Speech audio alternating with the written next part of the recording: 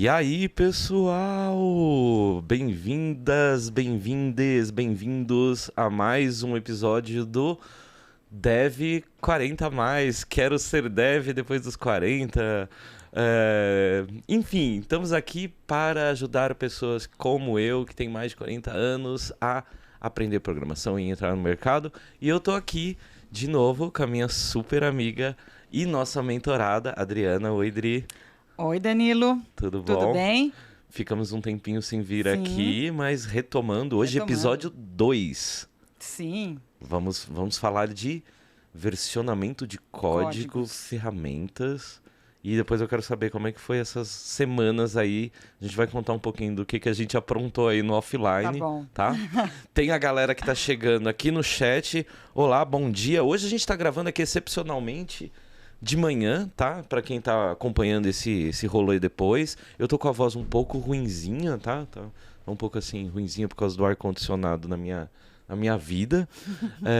Mas eu quero ver a galera chegando aqui no YouTube, dando oi.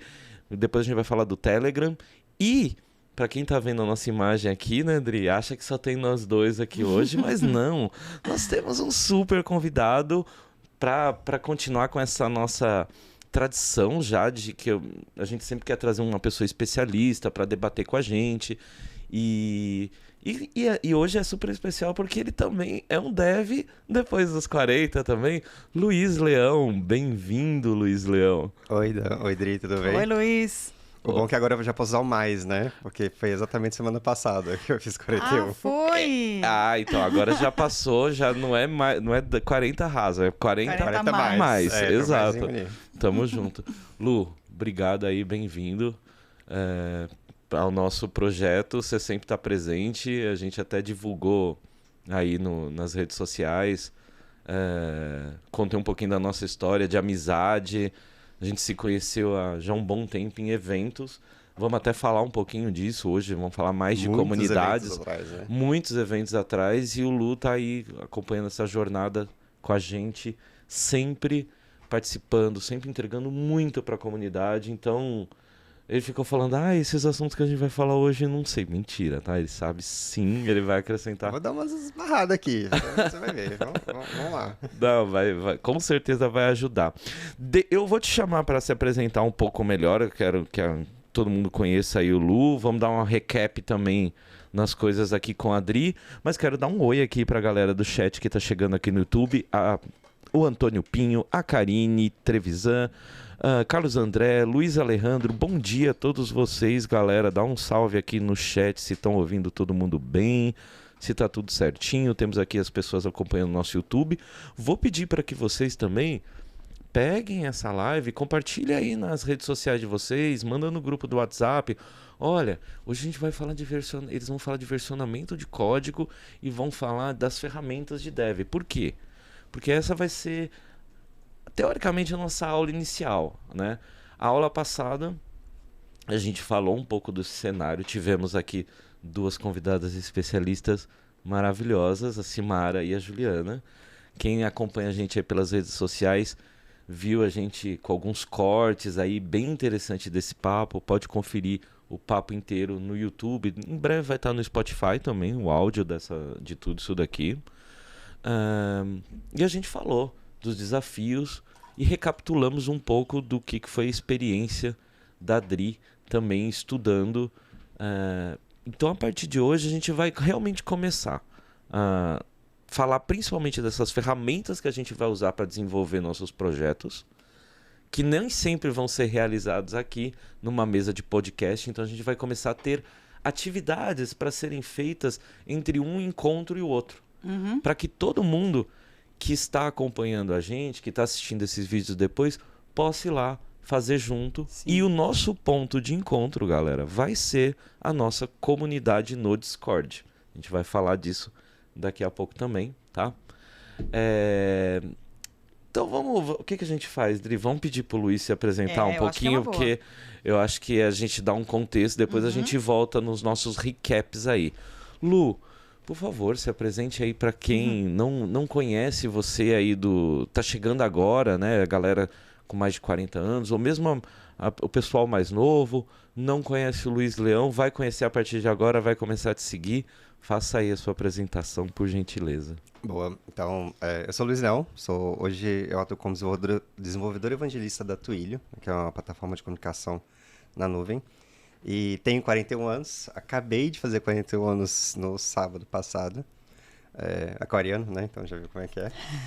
E uma coisa que é legal pra mim, assim, a minha carreira sempre foi pautada em descobrir coisa, né? Então, como programador, minha formação foi técnico em processamento de dados, isso foi em 2000, então, tipo, já tem um tempinho. Um tempinho. E em 2000 a gente sabe que mudou muita coisa, né, nesses últimos 20 anos. Então, naquela época, eu comecei a programar em ASP, né? Aí depois passei para ASP.NET, depois cresci Python. E aí eu fui aprendendo algumas linguagens. Então, eu me viro com as linguagens, obviamente, assim, não vou dizer que eu sou, nossa, especialista em todas as linguagens, não, mas a parte de lógica, para mim, acho que ela foi fundamental, ela é muito boa. Então, eu consigo circular bem. E desde 2007, eu conheci um negócio chamado API. Em 2007, a minha primeira API foi a API do Twitter, olha só. E aí eu tive, lá naquela época, eu construí um aplicativo, na verdade um serviço que consumia a API do Twitter, para postar por SMS tweets para as pessoas. Massa. E esse foi o aplicativo número 8 lá no Twitter. E é legal que aparece o númerozinho do aplicativo quando você registra. Você fez um sucesso com esse aplicativo aí. Não, foi. Tipo, na época, eu tinha... No auge, assim, quando eu encerrei e as operadoras já estavam começando a fazer o acordo, né, com a Twitter, eu recebia 6 mil mensagens por dia. Caraca. Nossa. Assim, era muita coisa e era basicamente o meu celular rodando do lado da minha cama em casa. Então, tipo, não era a melhor forma de fazer, porque não existia plataforma naquela época. Mas você tava aprendendo, né? Ah, então tava ótimo foi todo esse alcance, né? E aí das APIs eu comecei a aprender mais sobre outras APIs e ver como é que eu conseguia extrapolar simplesmente desenvolvimento web, né? Então, comecei a fazer coisas com o Google depois, por causa de comunidade, e aí entrou meu envolvimento de comunidade. Então, por isso que hoje, enquanto desenvolvedor evangelista, enquanto alguém que trabalha com o que a gente chama de Developer Relations, toda a minha pauta, né, toda a minha carreira foi construída, pouquinho em pouquinho, em ajudar a comunidade de alguma forma, né? E eu trabalho como dev no meio, né? Porque era um trampo, antes da Twilio era um trampo voluntário, você não ganha nada. Sim. Mas ao mesmo tempo você aprende. Eu era super tímido no início, nunca imaginava que eu ia entrar num palco para palestrar. Nossa. E a gente teve que se condicionar e aprender, e, enfim, perder um pouco da timidez, entender o papel que a gente tem, né? Então, eu agora como uma pessoa que tem 41 anos, que já viu muita coisa acontecer no mercado, acho que a gente tem a obrigação de pegar a galera que está começando agora e ajudar de alguma forma, né? E também a perceber que tudo muda. Se nesses últimos 22 anos, né, quase 23, o que eu mais aprendi é que nada está certo, tudo vai mudar, e se você está fazendo a tecnologia certa agora é tal. Daqui a um mês aparece outra coisa que fala assim, joga tudo por baixo, você fala, nossa, parece que eu não aprendi nada e tem que começar de novo. Então, a gente está sempre nesse processo. Vai estar sempre estudando, não vai ter como, né? Só pra gente concluir aí, talvez para quem não sabe, o que é a Twilio? Brevemente aí. A gente é uma plataforma... Tem vários posicionamentos da Twilio, né? Porque a gente pega um pouquinho de tudo, mas a gente é uma plataforma de comunicação na nuvem. E aí, por que isso, né? Naquela época, quando eu montei o SMS do blog, não tinha no Brasil, por exemplo, uma forma de receber SMS através de servidores, né? Então, só que lá fora, a Twilio começou a existir em 2008. Inicialmente como voz, né? E agora a gente pega praticamente todos os canais de comunicação. Então, e-mail, videoconferência, você consegue programaticamente, via API, construir uma sala de transmissão de áudio e vídeo, por exemplo. Um chatbot, né? Chatbot. A gente fez vários, né, Luiz? A gente fez vários, sim. E acho que o que é mais legal para mim é que a Twilio é super focada em pessoas desenvolvedoras. Sim. Então, tipo, é super sobre documentação, sobre como você pode pegar aquele canal e transformar aquilo em alguma coisa para você. Se você está trabalhando numa empresa e quer construir isso para sua empresa, beleza. Se você quer fazer um projeto seu que usa esses canais, você também consegue consumir a API. Isso é o legal de uma empresa como a Twilio, esse que você falou do foco no desenvolvedor, é que, vamos pensar, por exemplo, a Fiat, ela vende carro para um usuário final. Uhum. Sei lá, Brastemp vende geladeira para o usuário final. Qual que é o produto da Twilio? São APIs. Quem que é o cliente? É um dev, né? É uma pessoa. Então, o foco dela inteira está em cima de desenvolver o negócio dela para o público final dela, o cliente final dela. Somos nós que estamos programando. Então, tem uma série de produtos legais. É muito legal. Tem o livro, né, do criador Você acredita que tem em português agora? Agora tem em português, eu tô esperando receber a minha cópia aí, né, Luiz? Vai receber, já tá na lista lá. Não, vou receber com certeza, porque eu tô desesperado por esse livro, que o original em inglês chama Ask Your Developer, né? Então, em português vai ser Pergunte ao seu desenvolvedor. E é escrito pelo CEO da Twilio. Sim. Ou seja, é uma empresa... Todo o negócio dela foi centrado em desenvolvedores. Então, é genial. Mais uma vez aí, obrigado por entregar tantas as coisas. Eu acho que a Twilio é sempre uma parceria bacana de ter pessoas como o Luiz, que é um porta-voz da empresa para os devs, né? Então poucas empresas também acho que atuam nessa área, mas aí esse assunto pode ficar para uma outra live sobre Developer Relations, né? Vou até dar um spoiler, dia 9, né? Dia 9 e 10 a gente vai estar rolando aqui no Brasil uma conferência de Developer Relations, que é a DevHellCon Latam. A gente vai estar mediando alguns painéis, eu acho que o Luiz palestra até.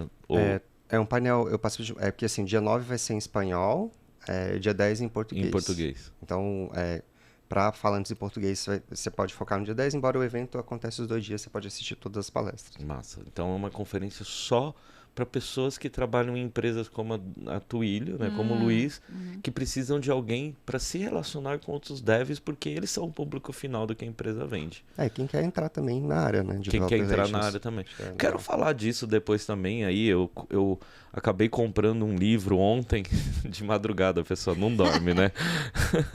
Comprando um livro de um cara que eu tenho seguido recentemente no Twitter e achei super legal. O livro dele chama 10 maneiras de fazer dinheiro estudando, sendo programador. Só que só uma Mas não delas... é aquele golpe não, né? Não é, porque é genial o livro, e porque só uma delas é escrevendo código.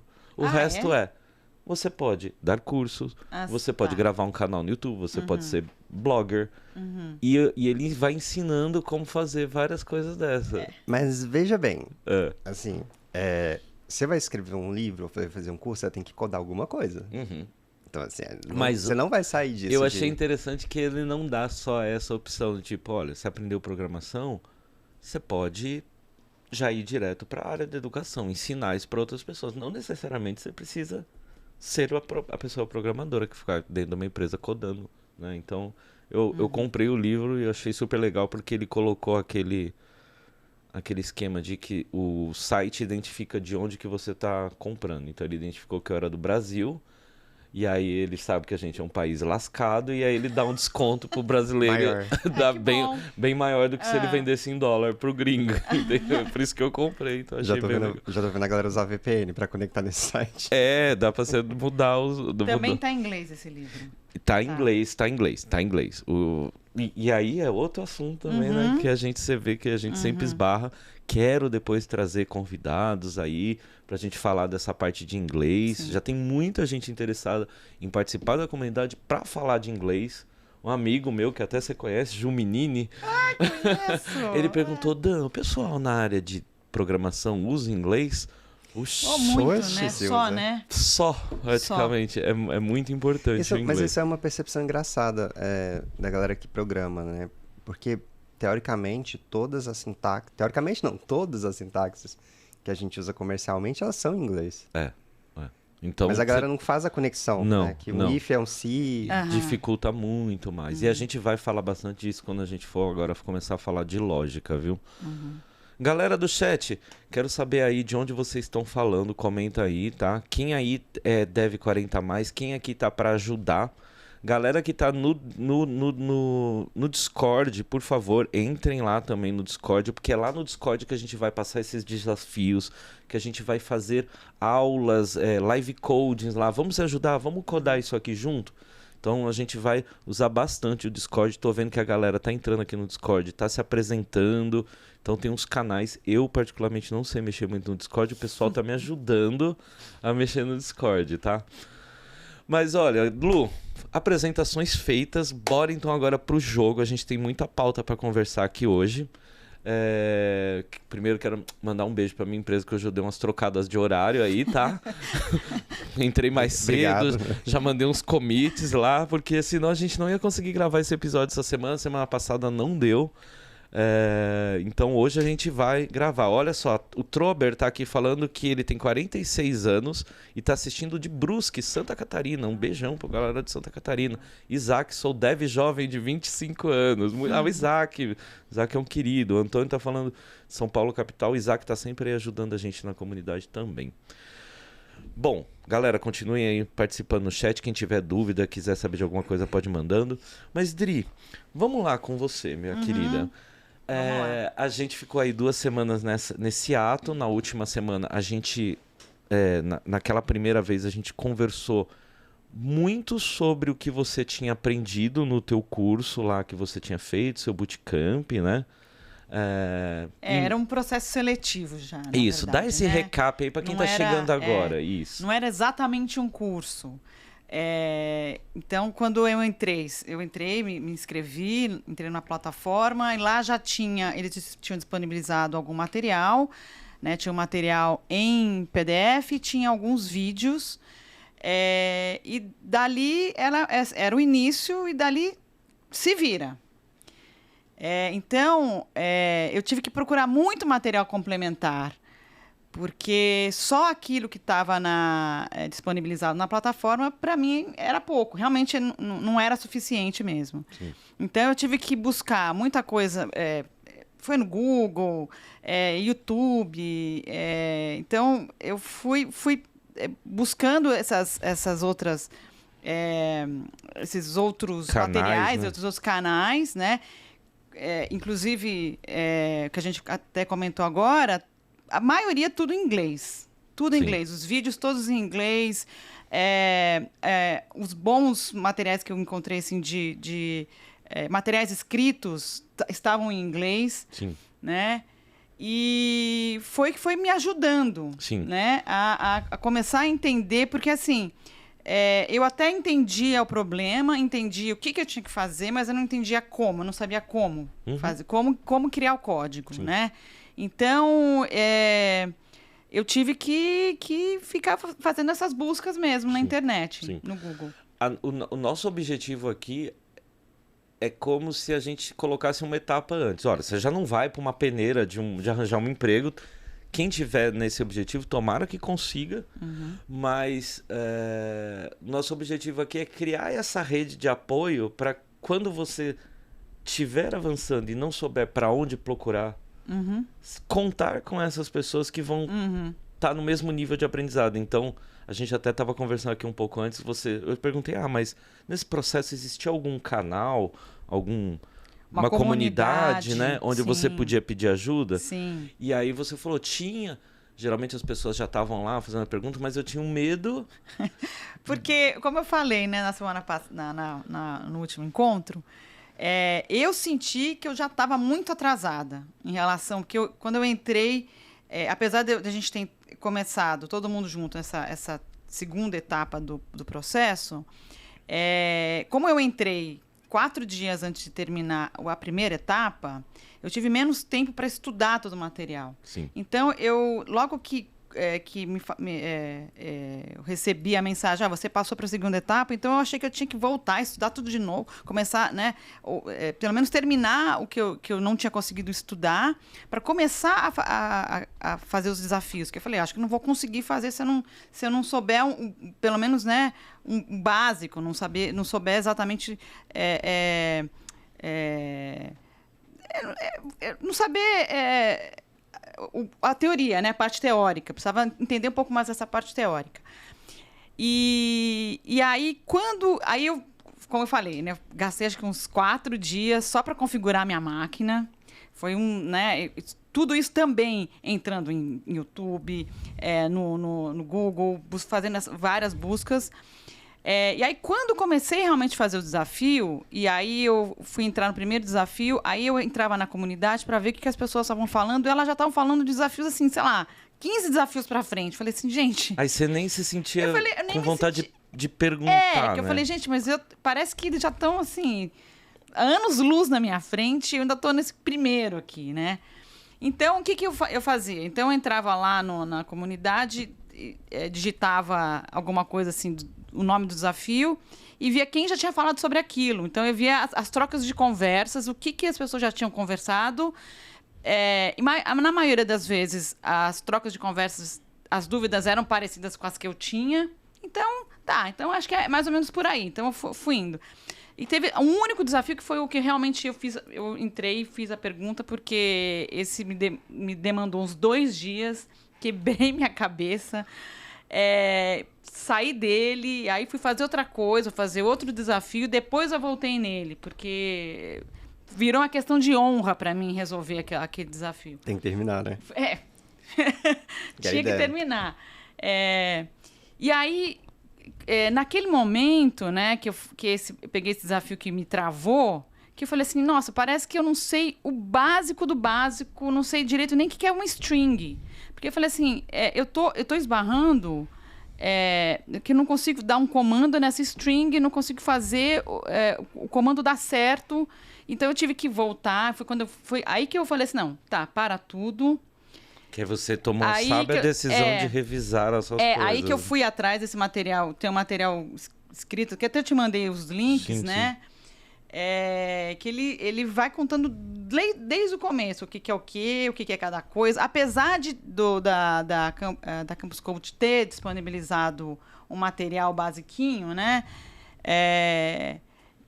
Eu achei que faltou uma etapa anterior. Que aí foi quando eu achei esse material e falei, tá. E aí eu fui indo um por um, e aí eu fui começando a escrever, até trouxe todo o material que eu comecei a anotar as coisas. O que dá para fazer com string, o que dá para fazer com array, quais são os comandos que você dá para fazer com cada tipo de... não sei se é variável que chama. E aí que eu fui começando a entender... Realmente. Quando eu fui começando a entender, já estava no final do processo e eu já não tinha mais tempo para fazer todos os desafios. Então, os últimos desafios acho que eram 9 mais difíceis, eu consegui fazer só 2. Entendi.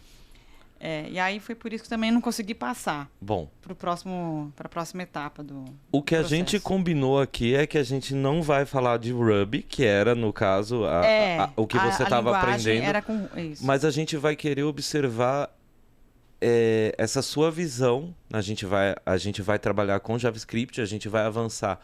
Hoje a gente vai falar do ferramental, do que precisa, porque você também teve algumas coisas que te impactaram, questão de sistema operacional, GitHub, que foram conversas que a gente teve nesse intervalo, desde o primeiro episódio que a gente gravou até hoje, e eu me senti muito legal, porque eu tava lá trabalhando e de repente a Drica mandava a gente uma coisinha no WhatsApp e eu ia lá e respondia a ela. Aí, amiga, faz esse comando. Você fez isso, você fez aquilo. Eu falei, poxa, que legal. Eu tô ajudando ela, né? Eu tô mentorando ela. E aí eu fiquei pensando, nossa, que delícia se quando eu tivesse aprendido, eu tivesse alguém. Então, pra perguntar, né? Como isso faz diferença? Então, por isso, o Discord vai ser o nosso ponto de encontro. Produção, consegue aí, para quem estiver nos acompanhando, já está aqui na tela. A gente colocou um print aqui do nosso Discord, para quem estiver vendo aí. Quem não estiver vendo, o link é muito simples, galera. Vai estar aqui na live, tá? Mas é bit.ly, que é o nosso LY, né? Que é o nosso encurtador, /Discord-Devs40. Tá? Porque é super difícil você conseguir achar um grupo no Discord, mas aí você vai poder procurar aí comunidade, Devs40+, você vai achar facilmente o link do nosso Discord. Aí você vai entrar lá. Esses canais que tem aqui do lado foi a galera que ajudou o tio Danilo aqui a criar, porque o tio não sabia mexer. Então, deixa eu até entrar aqui para agradecer, já que a gente está nessa fase aqui, ó. Estou vendo aqui que tem até um amigo meu que já está aqui num canal de voz, olha. O Discord é bem legal, né? Tá vendo ali embaixo? Ó, canais de voz, Estúdio Front. Sim. É que essa é uma imagem estática. Mas aqui, eu que estou acessando, ó, já tem aqui meu amigo Curado, trabalhou comigo e falou assim, Dan, tava trabalhando com agilidade, mas quero voltar a trabalhar com ágil. Então ele tá acompanhando as nossas mentorias e vai participar aqui dentro do Discord dos desafios. Então quando a galera entra, ó, lá dentro da parte do Apresente-se, deixa eu só dar o nome aqui de quem que me ajudou, é GS Code. GS Code é uma das pessoas integrantes aqui da nossa comunidade que ajudou a copiar os canais que tinha lá na Lura e montar alguns para nós. Então, ó, quando você entra, tem lá o canal Apresente-se. Ah lá, a Adriana já foi lá e se apresentar. Olá, pessoal. Meu nome é Adriana Nakashima, colocou o Instagram dela, tenho 49 anos, sou da capital de São Paulo, sou formada em administração de empresas e estou em transição de carreira. Sou mentorada do Dan Vitoriano no projeto Learning Public, quero sair da Vascaína. Que lindo esse texto. Nem fui eu que... Não passei, você foi lá de livro. E foi muito legal porque eu virei pra Adri e falei assim, você já tá no Discord? Ela, não. Você já conhecia o Discord? Então, você sabe, acho que por acaso... Lembra que eu falei assim, eu tô com um problema pra me logar? E, na verdade, eu já tinha feito um login. Eu já tinha criado um cadastro. Em algum lugar, né? Em algum lugar, por alguma coisa. Muita gente usa o Discord, né? Pra games, pra discutir games, ou até... Começou com jogos, né? Jogos, né? Mas não, eu não jogo. Eu imaginei que pode ser qualquer coisa. Grupo de teatro, de culinária. Canais variados, você vai encontrar as suas comunidades dentro do Discord. E aí, ela deu alguns minutos, já entrei e já me apresentei. Eu não precisei falar pra ela, Adri, ó, tem um canal de vai lá, se apresente. Ela foi lá e já se apresentou. Então, galera que tá entrando, entra, se apresente, dá um overview. Então aqui a gente tá vendo, ó, o Romanello, contou um pouco da história, olha, na área de esportes há 20 anos. Tem o IRS, tem o Carlos Andé, tem o Pedro. Então, galera que tá entrando pra ajudar também, entra lá no Se Apresente e fala, olha, não tenho 40 anos, ou tenho 40 anos, mas não preciso de ajuda, mas quero ajudar, quero participar na comunidade. E aí teve pessoas que, né, o próprio GS Code perguntou, quais são os próximos passos? A comunidade vai dizer quais os próximos passos. Exato. Porque aqui no Discord a gente tem a possibilidade de não depender do Danilo, mas de pegar o Luiz e falar, galera, vocês que se interessaram lá pela Twilio, hoje eu vou codar um negócio aqui com a Twilio, com vocês. API, né? Qualquer coisa que envolva desenvolvimento dá para usar. E aí você abre uma sala ali dentro mesmo, né? E você compartilha voz, vídeo. Eu não sei fazer isso, tá? Então, esse era um detalhe, que ele tá apresentando canal de voz, mas na real você consegue fazer canal de vídeo Canal também. de vídeo mesmo, você consegue todo mundo estudar junto ali. Então, é uma plataforma bem poderosa e qualquer um pode puxar essas iniciativas. Olha, hoje acabei de fazer uma apresentação aqui na minha empresa sobre isso. Rola fazer na comunidade? Rola. Mete ali o arroba, chama todo mundo, cria sala, divulga. O importante é reunir as pessoas nesse lugar e ir divulgando. Chama de outros lugares, vai passando. Então, levantar também coisas que queiram aprender. Sim. Então, tipo, nossa, eu queria aprender sobre como que eu posso usar Node para conectar com impressora ou para fazer algum tipo de ação que é super diferente. Massa. E agora juntar junto e sair pesquisando. E quem sabe vai lá, pô, eu sei fazer isso, vamos lá e se junta. As pessoas amam fazer isso. E a gente que é dev, a gente acho que saca que na parte quando você vai ensinar é quando realmente você aprende. Sim, então, sempre, todo mundo tá ganhando, né? Então, você já passa um conhecimentozinho ali pra frente. Então, o Discord vai ter os nossos GitHubs compartilhados lá, nossos projetinhos, o que a gente vai fazer. Aqui não é um lugar para ter medo de pedir ajuda porque o pessoal já tá lá na frente. Não. É o lugar, porque fora o Discord, existem outros ferramentas. O Slack é uma muito conhecida, o Telegram também é muito conhecido. Sim. Eu montei uma comunidade, que agora o WhatsApp tem isso, né? Comunidades no WhatsApp pro Devs 40, eu vou compartilhar depois. Todos esses canais vão ser canais para que as pessoas possam tirar dúvidas. Dri, Dan, não sei o que é string, como é que eu junto aqui? Gente, sem medo, ninguém vai te julgar. Às vezes, alguém vai poder colocar uma resposta, às vezes parece mais ríspida, né? E a gente tem, às vezes, as pessoas, pô, mas eu já sei isso e você não tá sabendo. Releva. Se a pessoa te respondeu mal, passa pra próxima. Se foi uma agressão, denuncia, porque aí também Sim. existe um código de conduta, não é pra ficar avacalhando ninguém. Tá todo mundo pedindo na moral, ajudem na moral, né? Eu, quando fiz a minha pergunta na comunidade, né, eu tive uma... todo mundo tentou ajudar, sabe? Todo mundo teve a paciência de ajudar. Acho que, assim, eu não tive nenhum problema nesse sentido, assim. Podia ter usado mais a comunidade. Podia ter usado mais. Podia ter usado mais, porque, no fim, assim, tive bastante resposta, bastante gente entrou, cada um vinha, me falava alguma coisa. Tenta fazer isso, tenta fazer aquilo. É que, como eu não podia colocar o meu código lá, né? Porque você não... Esse você não podia, porque era um processo seletivo, né? Então eu tinha que falar, olha, tô com tal dificuldade, cheguei até aqui e não consigo passar disso. E todo mundo vinha, tenta fazer isso. E todas as coisas que as pessoas falavam, eu já tinha tentado, né? Que realmente não estava funcionando, né? Era alguma coisa que eu tinha que mudar antes ali, né? Tinha que rever todo o código. Entendi. Tive que rever o código inteiro. Enfim, no fim deu certo. Teve uma dica de uma pessoa lá que ela me falou, usa tal comando. Aí aquele comando é que fez a diferença, no fim. Massa. Aí deu certo. Graças a Deus. Mas eu acho que, no geral, né, acho que a maioria das pessoas tem uma boa vontade de ajudar, Sim, enfim. a grande maioria. Obviamente que a gente vai sempre encontrar alguém. uns perdidos aí. Tem uma coisa legal, acho que disso, que é assim, a gente não precisa também ficar lembrando de todos os comandos. Você nunca vai conseguir lembrar de absolutamente tudo. Não, E aí quando, por exemplo, normalmente quando eu tô com alguma dúvida de qual ação que eu quero fazer, provavelmente alguém já fez. Aí eu tento ver se alguém já fez a mesma coisa. Sim. Era o que eu tentava fazer também quando fazia minhas buscas no Google, né? Mas é o que eu tava falando pro Danilo. Você tem que saber fazer a pergunta certa. Do jeito certo. A pergunta certa, nem com o chat GPT vai funcionar.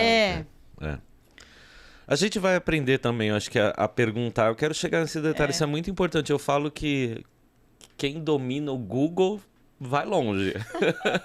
E aí, nisso, ajuda o inglês. Sim. Porque ajuda a fazer a pergunta em inglês. Porque eu percebia isso. Eu fazia pergunta, assim...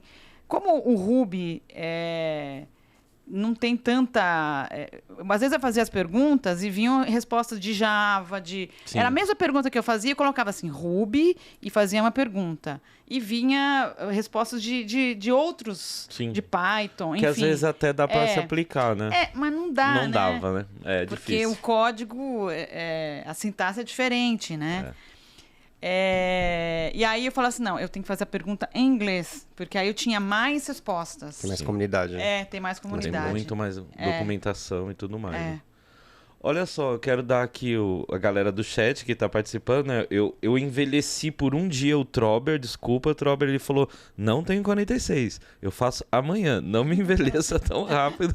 Então, beleza, Trober. Na Austrália já fez, né? Na Austrália você já tem 46 anos, Trober. Mas muito obrigado aí, bem-vindo. Ó, a Camila Jorjão falou, vai fazer 45, iniciando agora também. E ela falou assim, ó, medo... de problema que trabalho muito em outra área e não tenho muito tempo para me dedicar. Então, aproveita esses tempos, aproveita essas lives, vai fazendo com calma. A gente vai ter alguns desafios. A gente não tem pressa aqui. Não tem um prazo para acabar. Inicialmente, não estou falando que a gente vai dar diploma para ninguém. A intenção é que a gente construa esse processo a longo prazo, sem pressa. E eu acho que é importante a gente não ter essa pressa, não ultrapassar passos nenhum, né? E cada pessoa com a sua velocidade, né? E com a sua velocidade. Acha que não, vou fazer muito rápido, aprender. Não é a mesma coisa. Não vai dar a mesma coisa. Se tiver dúvida, pergunta. Ó, o Daniel, meu amigo, apareceu aqui também no chat, falando, ó, Daniel Lourenço Curado, 41 anos. Bem-vindo, Curado. Muito obrigado aí por ter você aí. Não esqueçam, gente, de se inscrever no canal. É muito importante porque ajuda o nosso vídeo a ir mais longe. Deixa o like também no vídeo. Ativa as notificações para ficar sabendo das próximas lives. Teoricamente, a partir de agora, a gente vai tentar seguir esse esquema de live aqui, estúdio bonitão, Sim. geralmente com convidado, toda quarta-feira às 19 horas, tá? Se a gente mudar esses horários, a gente avisa antes, mas vão rolar alguns outros encontros, principalmente via Discord, lives à parte, em canais diferentes. Quero fazer... Em breve, eu quero trazer uma galera de RH aqui para vir Opa! trocar uma ideia com a gente sobre Legal. mercado. Então, ó, Léo Kaufmann já está aí na minha mira, uma pessoa que vai poder agregar, dar dessa visão de mercado, como entrar. Um corte que eu fiz essa semana, né, que foi de uma fala do nosso primeiro episódio, foi eu dando aquela dica de não comece pelo HTML e CSS, vá direto para o JavaScript. Fui achovalhado em vários lugares. Não é bem assim, não é bem assim. É essa discussão que a gente quer... Você consegue arrumar briga com 3, né? Eu consegui arrumar briga com todo mundo.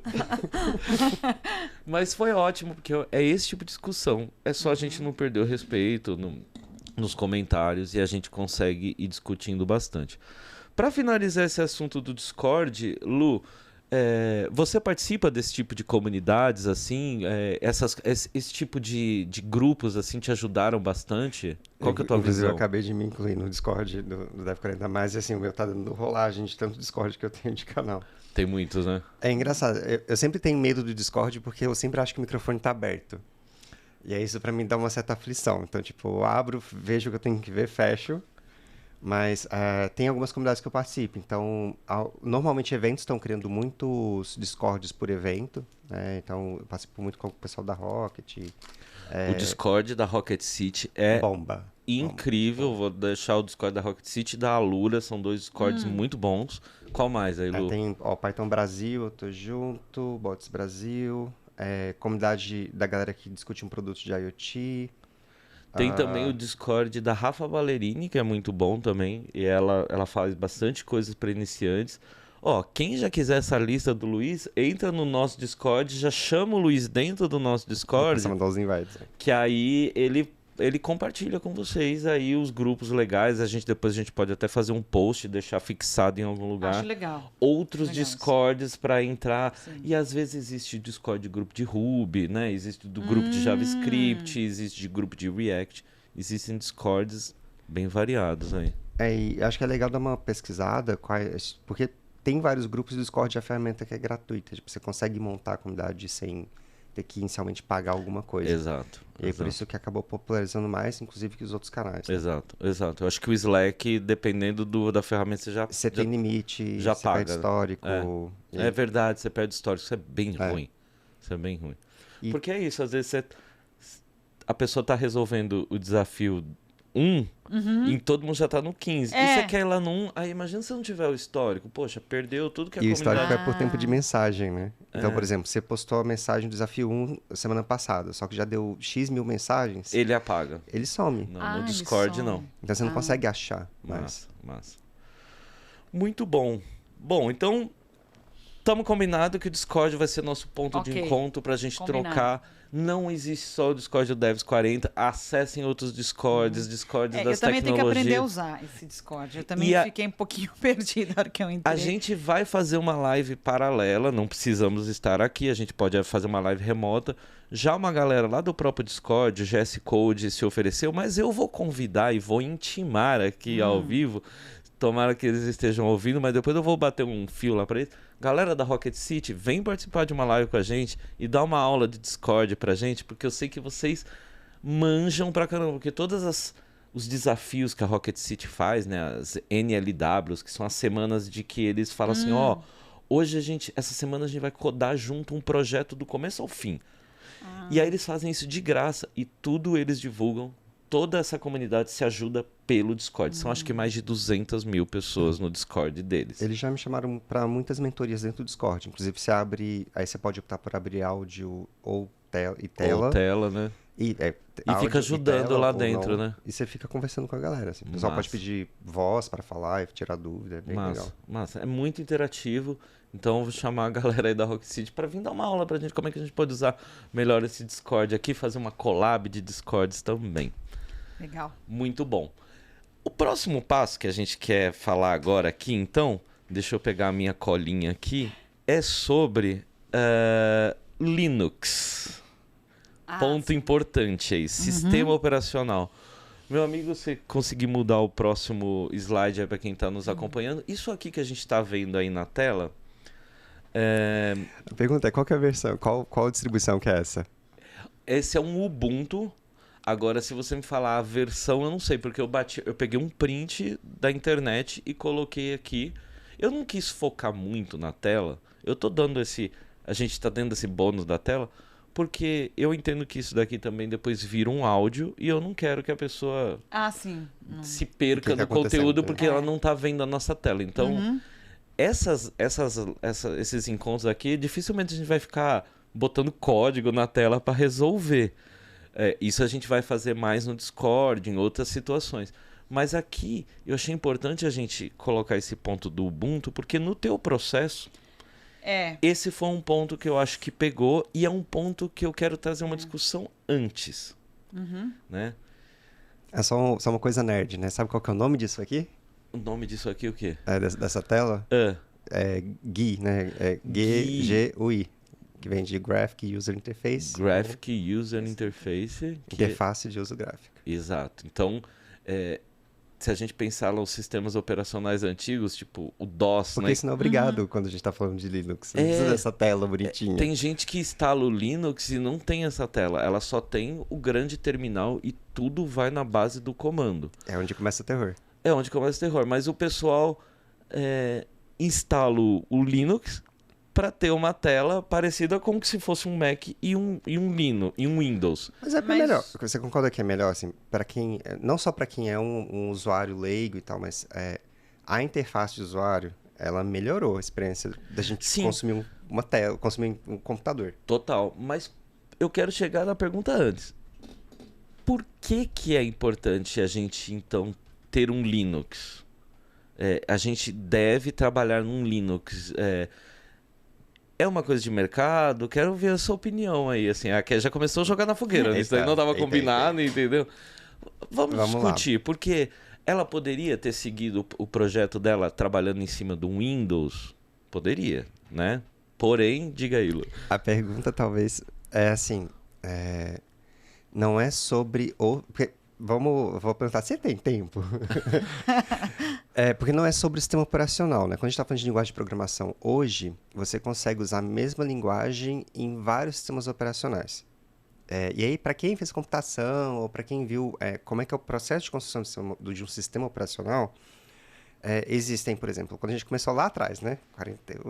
41 anos, a gente tinha MS-DOS, que era do Microsoft, tinha as versões Unix, que como é que era o nome da empresa, gente? Meu Deus do céu. O Unix, vale dizer que é o sistema operacional que roda por trás, por exemplo, do Macintosh. Acabou que, se eu posso estar falando bobagem, mas acabou que subdividiu em alguns sistemas. Então, a base da Apple, né, do macOS é Unix, a base do Linux também. A base do Linux também é um Unix. Então, até o Linux, ele já tem meio que o nome dele já é um final de Unix, né? Então, existimos esses dois grandes sistemas operacionais e eu acho muito importante a gente entender isso. Eu tô ficando com a mão na frente da câmera. E aí então, mas aí tem uma coisa que a gente tem que perceber que, assim, os sistemas operacionais, os iniciais, eles eram de empresas privadas. Então... Aí a gente entra numa discussão que é quem tem direito ao acesso à redistribuição, alteração, modificação desses sistemas. No caso que você fala de um sistema que a gente tá falando privado, de Microsoft, por exemplo, de Microsoft, de Apple, todos eles do são Apple, privados. né? O Unix era usado dentro do sistema do Mac, mas é privado. Ou você compra um Mac para poder usar aquele Unix, ou você compra então o Linux e aí você pode usar o sistema operacional dele que está por trás lá, o DOS. Sim, e aí tinha muito tempo atrás, teve uma galera que faz parte da GNU, né? O GNU, que começa com o GNU, né? O GNU, ele entra nessa categoria de sistema operacional, só que com o que a gente chama de software livre. Então você pode pegar o código-fonte desse sistema operacional, compilar, alterar, fazer o que você quiser. E criar o seu. Né? Sem ter que pagar para ninguém. Isso, né? A não ser, por exemplo, eu quero pagar alguém que é especialista que vai me ajudar a mexer nele. Sim. Tá pagando suporte, mas você não tá pagando pelo código, né? E também você tem a liberdade, ou você não tem a restrição sobre como você está utilizando aquilo. Né? Então, o movimento de software livre ele traz uma série de termos, né, de uso de software. Então, tem um regulamento sobre software livre, que não é simplesmente, você está pegando software livre, o que você faz com isso? Que a gente chama de licenciamentos. Sim. E em função disso, você acaba tendo uma liberdade para ir para um lugar ou para o outro, sem depender de ninguém. E aí, com isso, principalmente quando a gente começou o movimento de ir para a web, né, porque antes, por exemplo, em 2000, eu trabalhava com o servidor Microsoft IS, né, que era Internet Information Service. Isso, da Microsoft. E aí você tinha os outros sistemas operacionais para servidor também. E o Linux era a alternativa que você tinha para conseguir subir um servidor sem ter que pagar nenhum custo de... Para a Microsoft ou para uma outra empresa privada. E não era barato. Tá? Não era barato, com certeza. Não era barato. E com isso, foram se criando as distribuições. Então, tinha distribuição que era muito mais focada em serviços de rede, né? Se não me engano, era Slackware que a gente usava lá na empresa. Era super complicado. Eu olhava para aquilo e falei assim, gente, como é que vocês conseguem mexer nisso? Então, a gente já está chegando aí que, a partir do momento que esse pessoal do software livre começou a criar essas versões do Linux, desses sistemas operacionais que eram gratuitos, qualquer um podia modificar, criar o seu, já foi tendo algumas dessas versões que eram específicas para algum tipo de uso. A gente nem tinha essa versão bonita que, por exemplo, a gente instalou aí, que é o Ubuntu, que parece um Windows. Porque a interface gráfica veio depois, né? O que eu instalei é isso aqui, ó. Parece um terminal. Parece um terminal, né?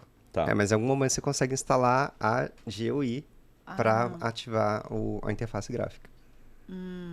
Então, por exemplo, dependendo do que você quer fazer, por exemplo, estou mandando um servidor web, não faz sentido instalar a interface gráfica para ele, porque você está consumindo espaço. Sim, Você está consumindo espaço, está consumindo placa gráfica, e aí você acaba tomando algumas decisões sobre o que eu vou priorizar para esse sistema operacional. E você tem liberdade para escolher. Tá. Olha só, no que você está falando aí o que você é um instalou. A gente está vendo a tela dela aqui. Ela está dentro do terminal. Tem essa cara de terminal Essa mesmo. cara de terminal. Então, ali dentro, ela consegue acessar o sistema operacional Ubuntu sem ela precisar ter realmente desinstalado o Windows dela no computador. Então, primeiro, é assim, eu tinha que ativar um Windows para o Linux, né? Uma máquina virtual. Então, eu tive que ativar isso no meu computador. Tá. Então, só isso demorou muito para eu fazer. Porque aí eu entrava na página, acho que do próprio Windows, que tinha lá as coisas, o passo a passo de como fazer isso, não sei o quê. Aí foi ali que eu vi, se der esse tipo de erro é isso, se der esse tipo de erro é aquilo. Eu fui... E aí eu entrava no YouTube para ver como que as pessoas faziam, cada um tem um computador diferente, então assim, não existe uma forma única de resolver um problema. E aí, numa dessas, assim, o meu Windows ele estava pedindo uma atualização, eu falei assim, eu não vou atualizar agora, porque se eu atualizar, normalmente quando eu atualizo o Windows, ele fica lento, e aí eu falei, não vou atualizar. E aí passei um dia inteiro tentando resolver o negócio, não consegui, falei assim, quer saber, eu vou atualizar, deixei ele atualizando, fui dormir. No dia seguinte, quando eu acordei, o negócio funcionou. Então era uma atualização do Windows que eu tinha que fazer para aí conseguir, porque eu entrava aqui, aí dava erro. E aí de repente, no dia seguinte funcionou, e eu falei, bom, agora tá funcionando, eu vou começar a usar. Foi aí, depois de 4 dias, que eu fiquei tentando resolver essa parte de a base da máquina é Windows, né? A base da minha máquina é Windows. Então, eu precisava instalar o Linux, né? O Ubuntu aqui no caso. Mas eu primeiro tinha que ativar essa... eu não sei exatamente essa configuração. Isso. Quer entender o que aconteceu aí? Vamos lá. O computador ele tem duas coisas, né? Quando você liga o computador, ele tem que carregar um software, né? Toda a base do computador é software, né? Você tem um processador, você está rodando alguma coisa lá e só roda uma coisa por vez, né? A gente acha que, nossa, está rodando várias janelas, mais o browser, mais o editor de texto, mas na real, cada pedacinho de tempo é um software só que está rodando lá. Então, às vezes é o sistema operacional, às vezes é o processador de texto. É que ele às vezes é o intercala terminal. tão rápido que você não A percebe. gente não percebe. Mas ele E pode acontecer, por exemplo, se o computador tem vários núcleos, cada núcleo consegue rodar um código separado, mas Paralelo. ainda assim é um por vez. Sim. E para o computador fazer o boot, a gente precisa de um negócio chamado bootloader. E aí, quando você está com uma O máquina... boot é o ligar, né? o boot é o processo de ligar a máquina. Certo. Então, o boot liga, o computador faz alguns testes dos dispositivos para ver se está tudo certo. Sim. Tanto que quem tinha computador antigo fazia aquele bipzinho. Você checava o CD-ROM, né? Checava as portas, né? Ele vê se tá tudo Aquele ok pra ele bipzinho ligar. é dizendo que a placa-mãe conseguiu inicializar com sucesso e está esperando ter algum... carregar o bootloader. Aí o Windows, ele tem um bootloader próprio, né? Eu não lembro, acho que tem um nome, eu não lembro esse nome desse bootloader do Windows. E o Linux tem algumas versões de bootloader que você consegue instalar. E aí, o que está acontecendo? Como sua máquina base é Windows, ela carrega o bootloader do Windows. E aí, dependendo de como você configurou, você pode, no bootloader, escolher qual sistema operacional vai ser carregado. E é por isso que ele demorou, porque provavelmente ele estava pegando o disco, separando um pedaço desse disco para ter o sistema de arquivos do Linux, que é um sistema de arquivo, dependendo de como você faz, é um sistema diferente, né? Não é o mesmo. E, ao mesmo tempo, você pode ter a opção de rodar o sistema operacional no boot, ou você pode rodar o Windows e no Windows carregar uma máquina virtual com outro sistema operacional. Que eu acho que é isso. que é isso que ela fez. Eu acho porque que é isso ela que eu está fiz. no Windows. É uma E máquina ela- virtual. E Eu vai tive abrir que, um terminal eu separado. tive que entrar Exato. nas configurações para ativar esse negócio dessa máquina virtual. Ó, então acho que a gente chegou aí num ponto interessantíssimo pra gente falar pra quem tá aí iniciando, configurando seus ambientes, vai fazer isso sozinho. Então o Luiz falou bem duas possibilidades. Você pode continuar com o seu Windows, só que aí você vai fazer Ou Mac também. Tipo, ou é a mesma Mac coisa. também, vai fazer uma partição, né, dentro do seu computador, um processo hiper complicado na minha visão, para qualquer pessoa, eu acho super complicado Deixa rodando. você particionar lá um negócio. Você realmente vai ter que ir na internet, verificar como é que é isso, alguém ali te ajudar, pode pedir ajuda no Discord aí. E Pior aí que se você alguém me pedir ajuda, nem vou saber, que eu não vou nem lembrar o que eu fiz. Eu fiz Não. tanta coisa a gente que pede. eu não lembro nem o que eu fiz direito. Eu imagino. Deu certo, mano. Deu não sei, certo. Não sei o que eu fiz. Então você vai ter essa possibilidade de ter o Windows e na hora que você ligar o teu computador, você fala assim, você quer ir para o Windows ou você quer ir para o Ubuntu, por exemplo. E aí você teria essa imagem que a gente estava na tela aqui, que é um sistema operacional, por exemplo, parecido com o Windows, parecido com o Mac. Lembrando que não necessariamente vai carregar a interface gráfica, isso aqui é outra coisa. Se eu fosse instalar o Ubuntu, né, o Linux, assim, eu instalaria esse Linux, o Ubuntu, que eu acho que é a versão free de Linux, né, gratuita, mais popular que tem. Ela é mais popular porque a interface gráfica foi a que foi mais amigável. Foi mais amigável, né? Então, eu, por exemplo, no meu trabalho, a minha máquina é um Linux. E ela não tem dual boot. Quando eu fui perguntar, você quer deixar o Windows? Eu falei, não. Pode tirar, instala só o Linux, porque eu consigo trabalhar ali dentro como se fosse um Windows. Ele tem as janelinhas, ele não vai ter um Word, mas ele tem o LibreOffice, que é horrível. Mas ele tem muitos outros softwares como se fosse um Windows, como se você instala. Só que na hora que você abre o terminal, e aí é o próximo ponto que a gente vai chegar, você já está ali num terminal dentro do Linux. Poderia não instalar o Ubuntu e ficar com o Windows e trabalhar dentro do terminal do Windows, porque o Windows também tem um terminal que é o Command, né? O Command Line Interface, CLI. Tem outros que o pessoal instala, que é o PowerShell dentro do Acho que a Windows. base agora tá vindo com PowerShell. Eu acho que já vem com o PowerShell, né? Acho que é PowerShell. Você conseguiria trabalhar ali dentro, só que dependendo das coisas que você vai instalar, não deu certo pro pra mim, Windows viu? tem outras configurações e tem coisas que nem funcionam. Não funciona. Você vai precisar do Windows, que eu então tentei. do Linux, né? Porque eu falei assim, bom, esquece então esse negócio de Linux, vou fazer aqui mesmo. Não funcionou. Não funciona. Não Então, funcionou. Então eu precisei do Linux Sim. mesmo pra sim. Tem amigos meus Você precisava do Linux pra quê?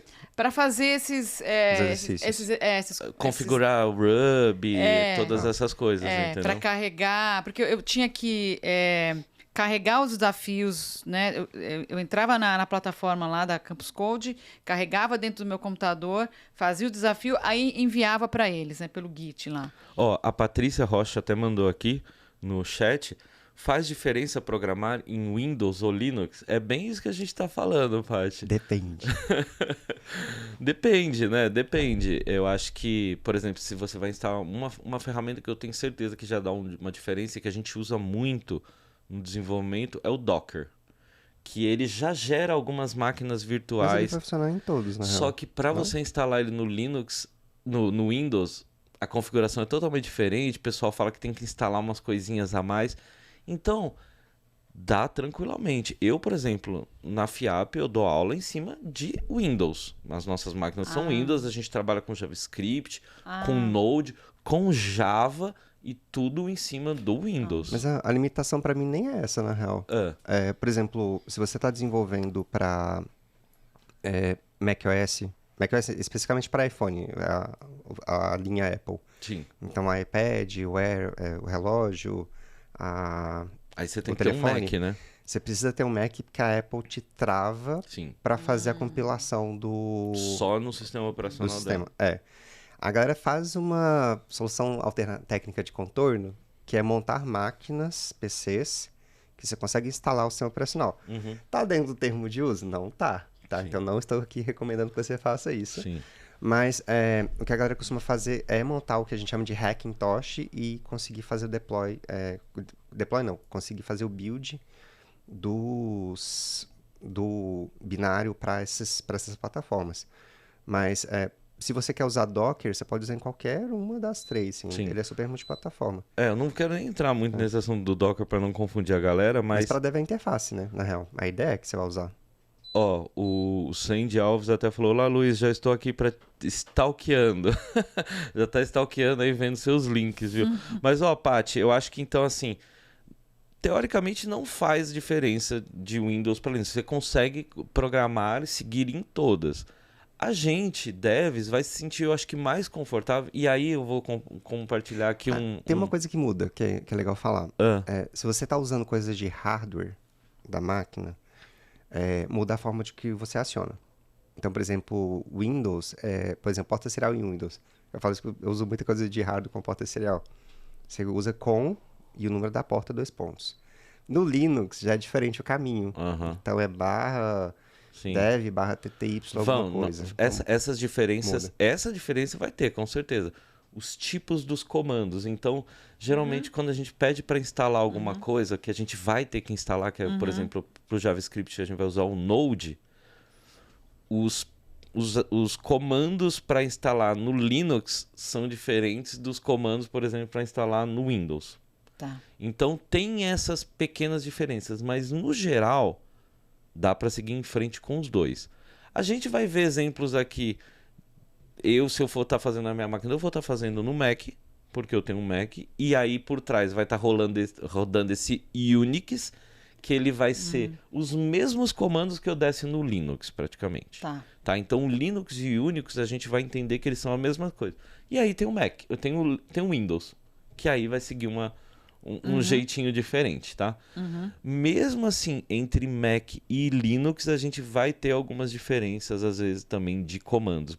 Por um ser Unix, o outro ser Linux. E aí, dentre os Linux, podem haver diferenças de comandos dependendo da distribuição. Então, a gente tem o Linux Ubuntu, que é o mais popular, mas tem o Mint, tem o Fedora, tem o Red Hat, Debian. Então, isso que ele falou, tinha um Linux que era mais usado para servidor, então aí cada um vai ter as suas particularidades. Mas eu acho que assim, independente do sistema operacional que a pessoa tiver, você com o seu Windows, você com o Linux rodando dentro do seu Windows, com o Mac, com Fedora, a gente vai conseguir acompanhar, porque é um detalhezinho ou outro, e aí nesses desvios a gente consegue falar, olha, se você tiver nesse sistema operacional, o comando não é esse, é esse. Então, dá para seguir com qualquer um.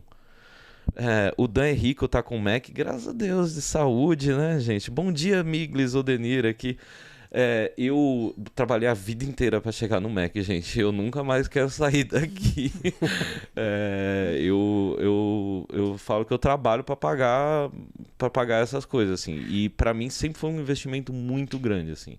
Desde que eu consegui adquirir um Mac meu, sempre comprava aquele Mac antigo. Não vê o carnezinho, né? Nossa, não sabe o quanto que a gente junta de dinheiro, mas eu faço questão, porque para mim desenrola muita coisa, sabe?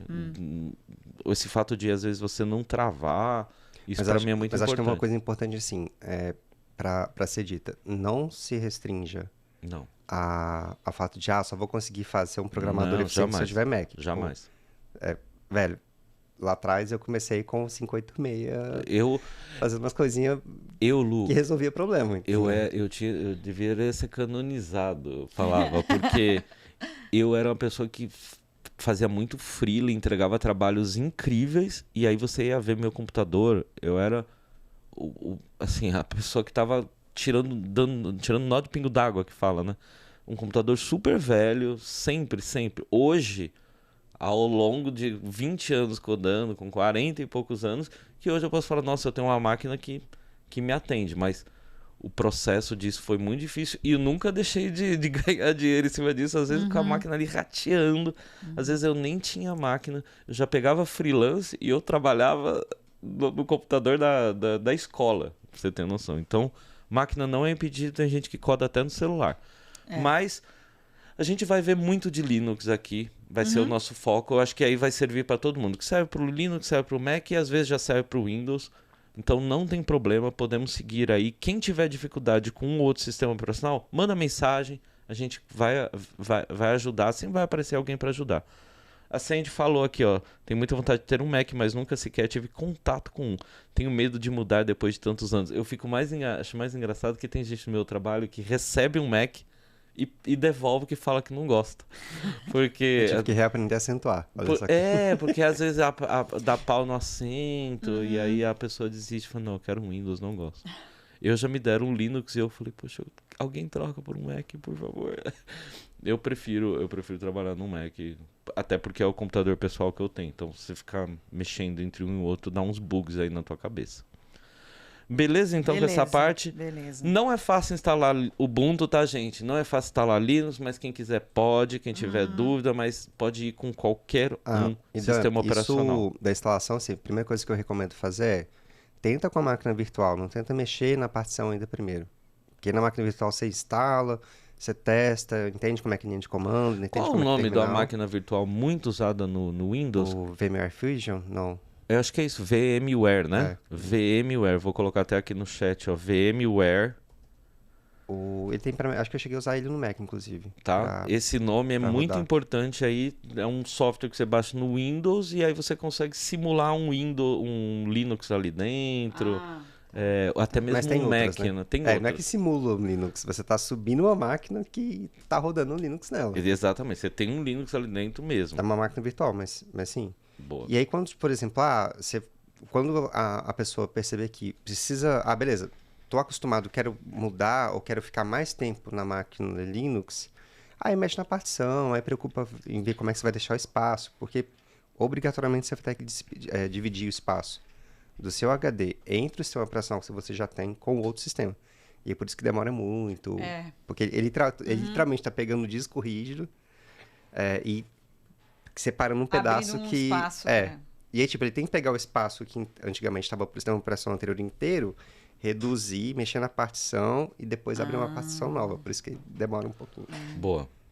Bom, a gente vai correr agora aqui um pouco, porque a gente ainda tem bastante coisa para falar. Se puder colocar o próximo slide, meu querido, por favor. A gente está vendo aqui a tela do nosso famoso terminal, né? Então, todos esses sistemas operacionais, seja num Linux, seja num Windows, seja num Mac, você tem esse terminal, né? Então você vê que ali a gente vai ter, por exemplo, uma identificação no terminal de quem é você nessa máquina. Então aqui na nossa tela a gente está vendo ali, mark@Linux Desktop.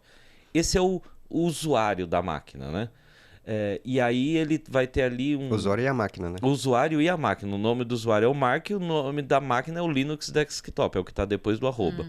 E depois dos 2 pontinhos vai ter o caminho da pasta aonde que você está. É como se você estivesse lá no Windows entrando numa pasta ou outra, só que aí ali você consegue ir navegando. Então, se, por exemplo, CD é o que em português significa o CD, Dri? Tem tudo tem um nome, esses códigos, viu? Eu só lembro do Bering CD, mas esse é um meme muito velho. Não sei. Melhor não contar sobre. O CD é Change Directory.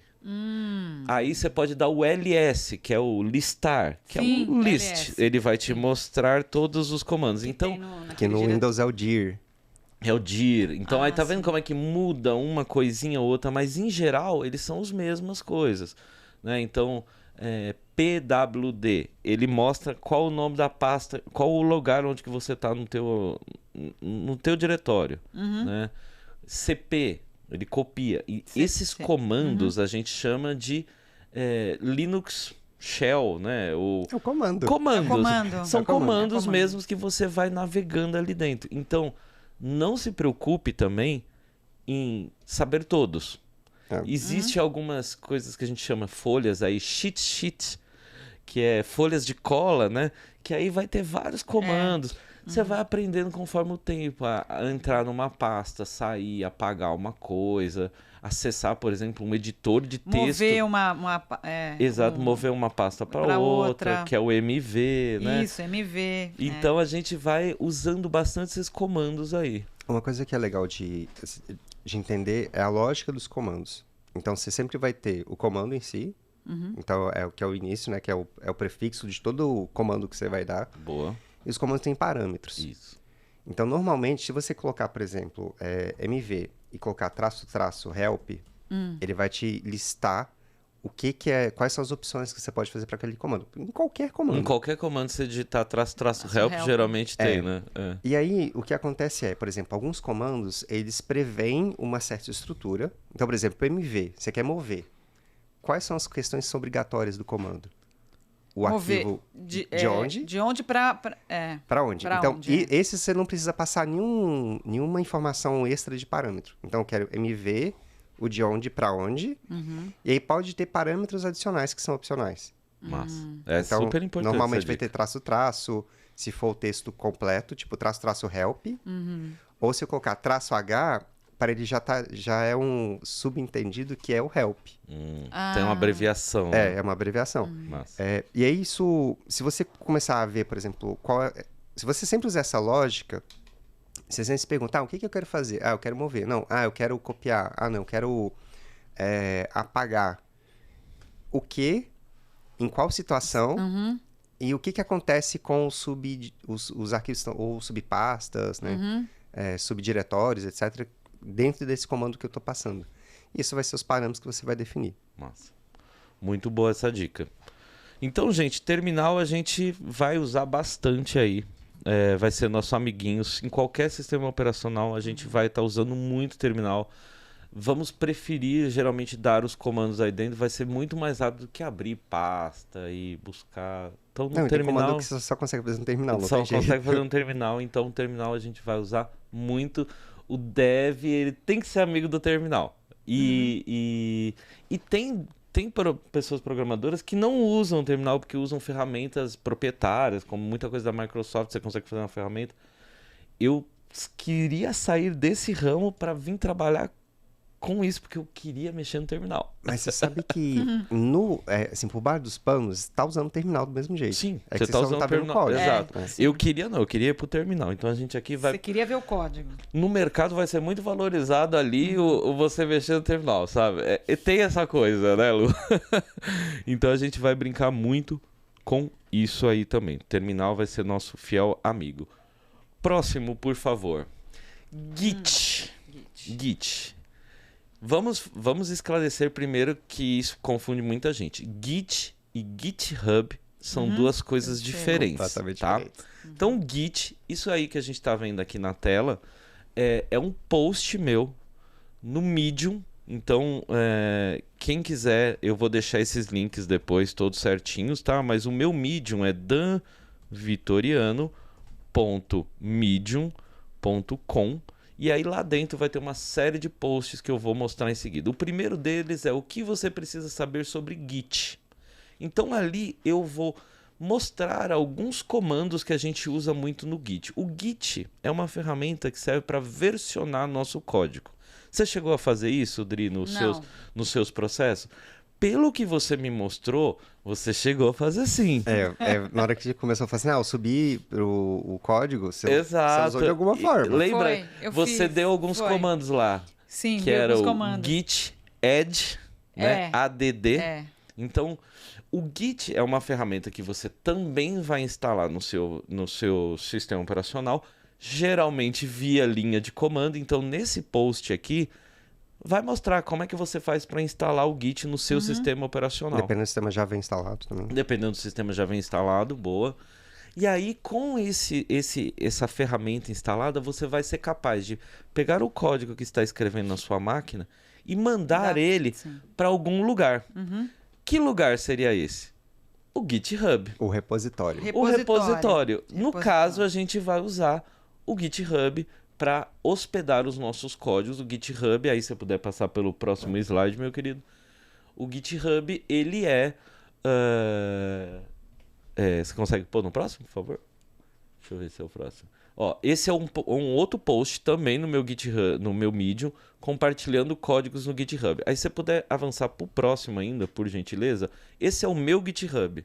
Então, eu decidi que os meus códigos que eu crio, quando eu uso os comandos do Git, lá, por exemplo, Git add, quer dizer que eu peguei o meu código e adicionei ele na ferramenta do Git para preparar aquele código para enviar ele para um repositório remoto.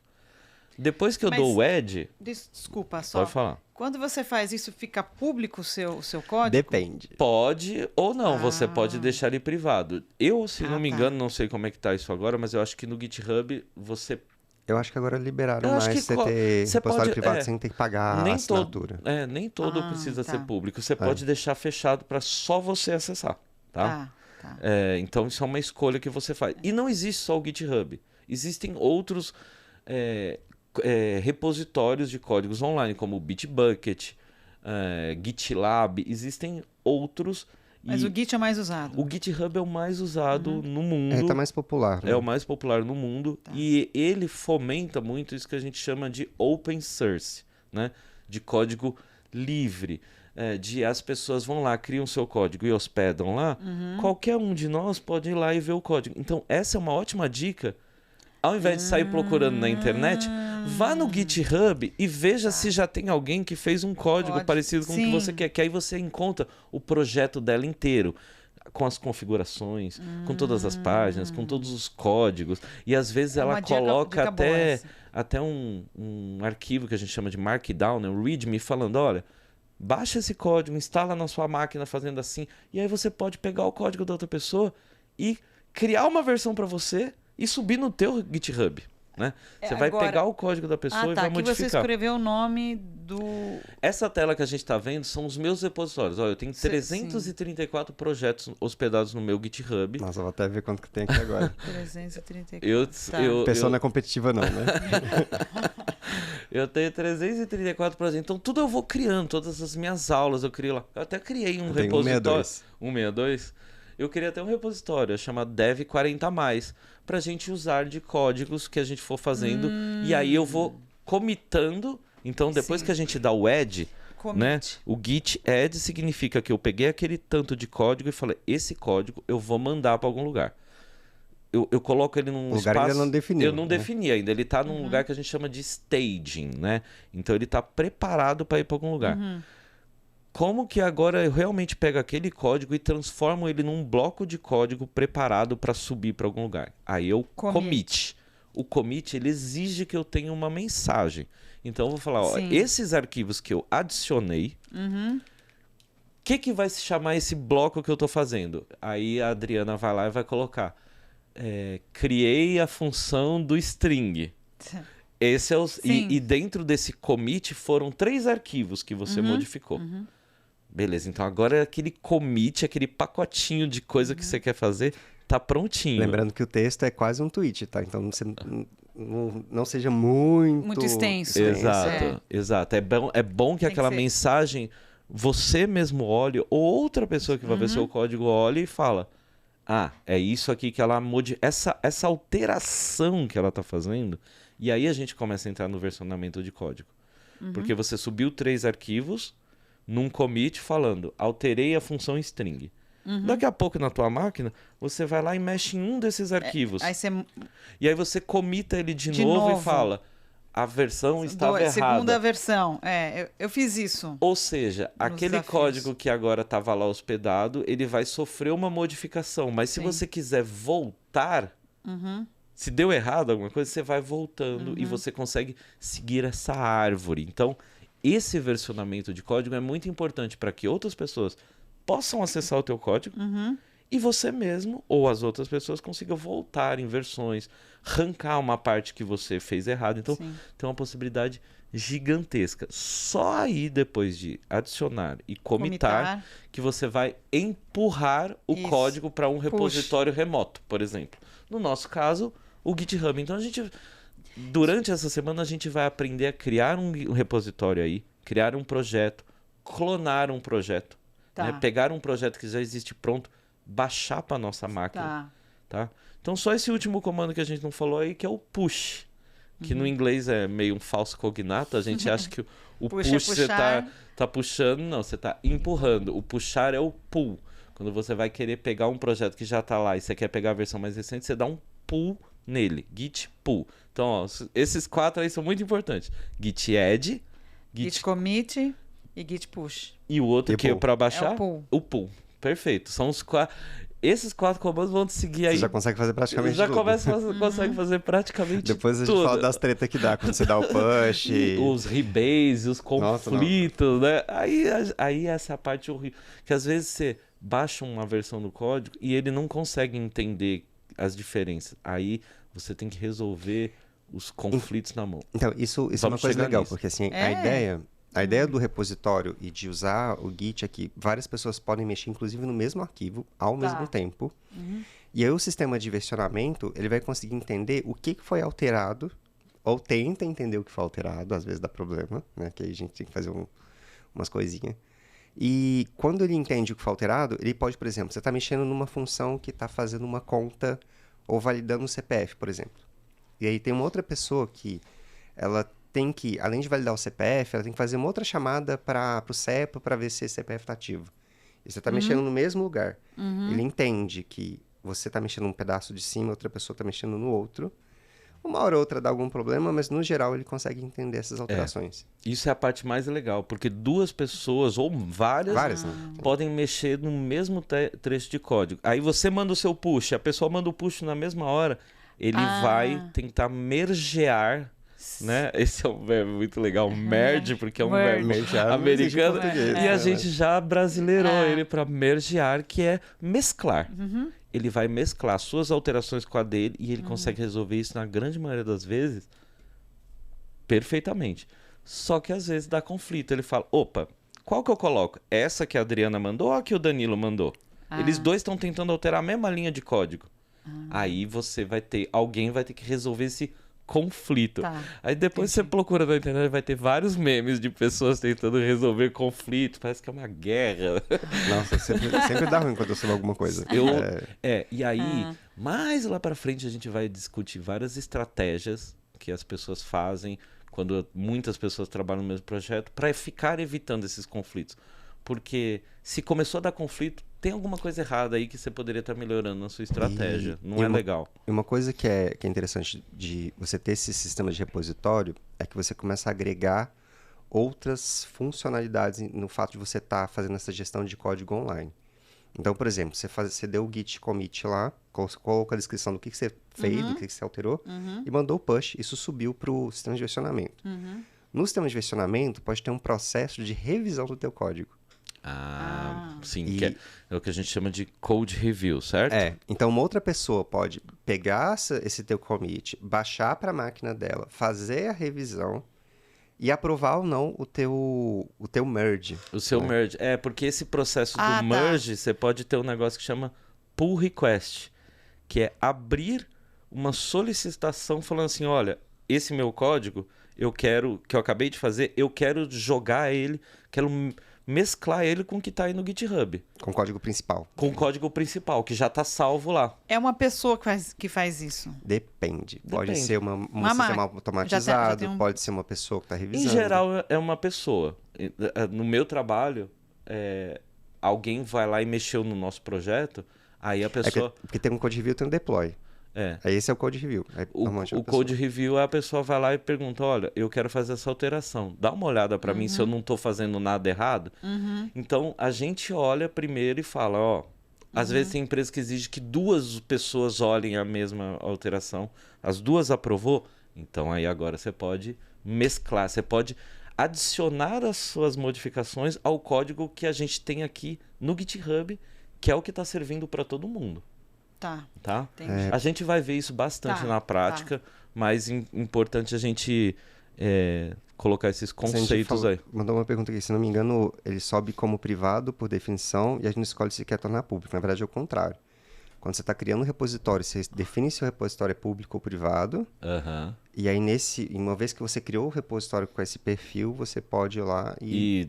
Deixar ele privado. Alterar para Perfeito. privado ou público. sim, a única coisa que é ruim você pensar é que, se o repositório já estava público e você torna privado, dependendo do que você está fazendo, e se é um repositório que tem licença de open source, não é uma prática legal de ser feita. Né? Porque você está restringindo um diretório que você falou que a licença estava pública. Então, por que você tirou de lá?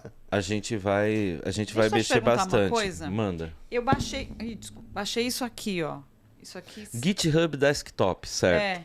Serve para alguma coisa? Eu sabe- não usei isso para nada, porque... Eu também não uso, mas é Eu já uma usei. ferramenta que o GitHub te facilita para você gerenciar os seus projetos direto na máquina. Depende. Na real, ele de novo, a interface gráfica da linha de comando.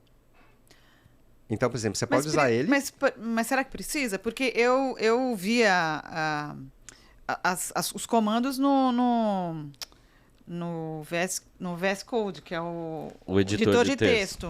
Você não precisa, a não ser, tipo, é muito sobre o que você sente melhor usar. Tipo, eu quero usar a interface visual do GitHub para fazer os comandos, beleza.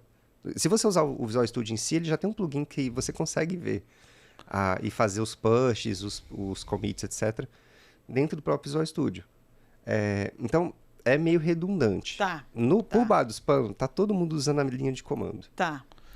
Ele facilita, mas eu tem acho que no necessidade, nosso caso a gente não vai usar, a gente vai aprender pela linha de comando mesmo, vai ser mais fácil. É uma mão na roda. Isso aqui, você acessa pela... O GitHub aí... isso aqui tá na internet. Tá na internet.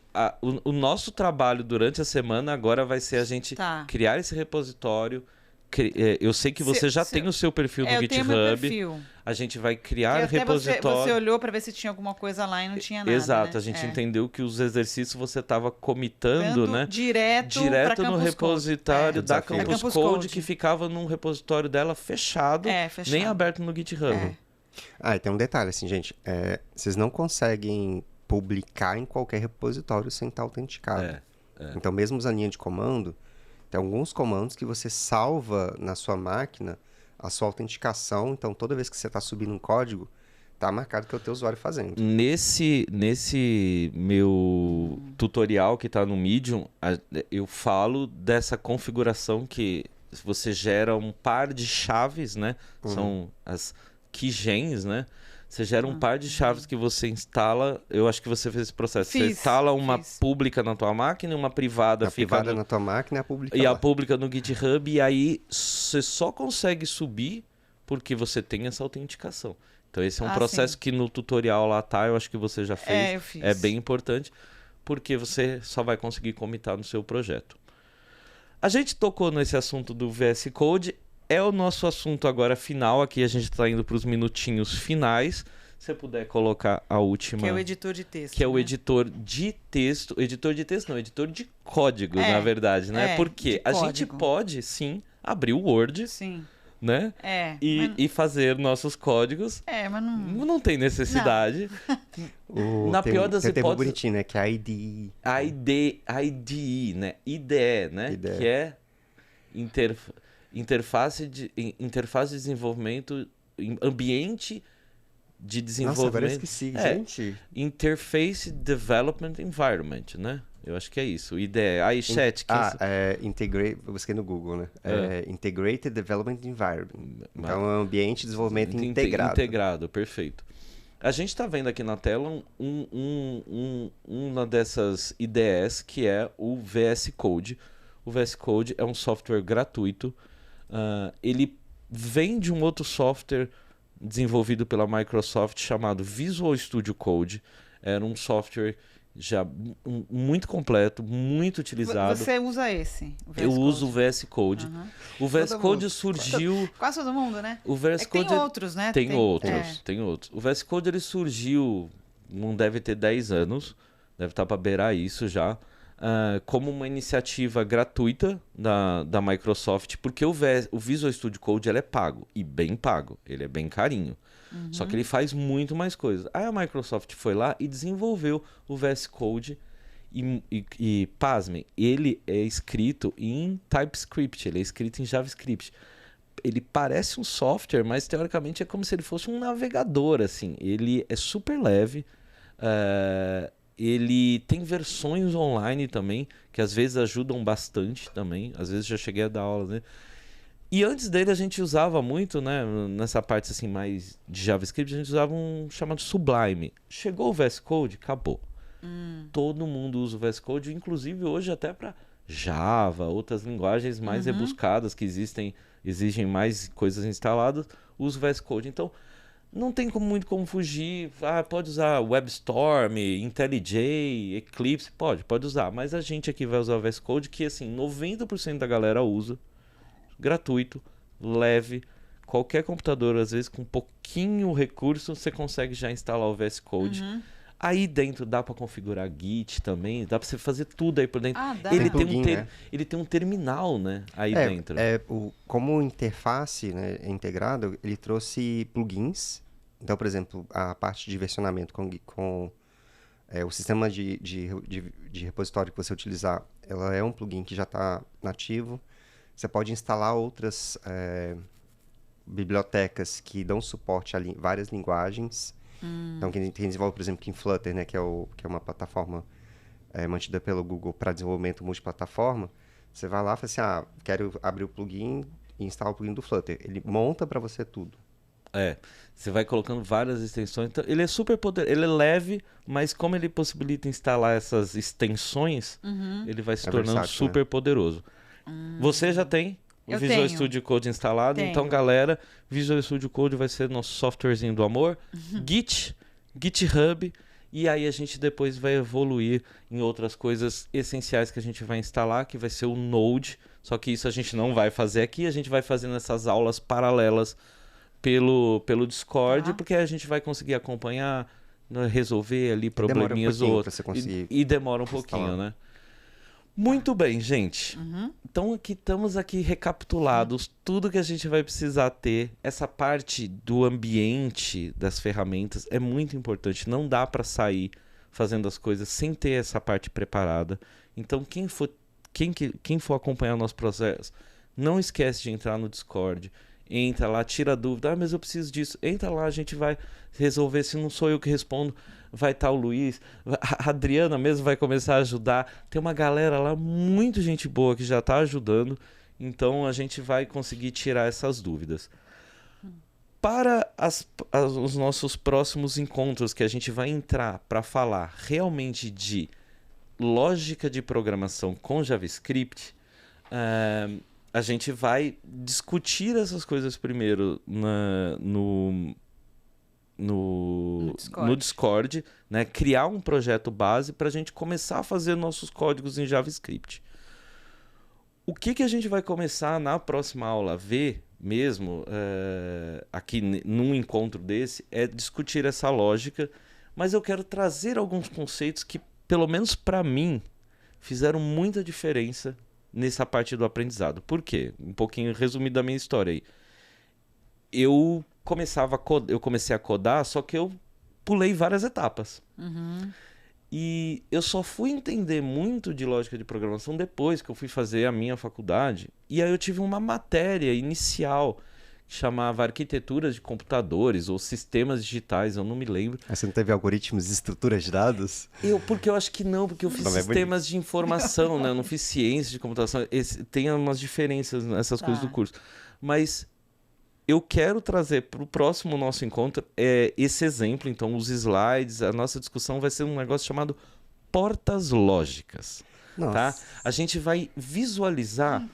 Você já deve ter ouvido falar de um chip. Divertido? Um chip. Sim. Chip, né? Que não é chip de celular, mas um transistor que a gente tem dentro do nosso computador. Ele é feito de milhares disso. Ele é uma pecinha, geralmente pretinha, né? Uma capinha de plástico pretinha, com silício dentro, né? E com 8 perninhas. Depende, mas vamos trabalhar o 8, até um pouco relacionado ao 8 bits que a gente ouve muito falar aí na internet.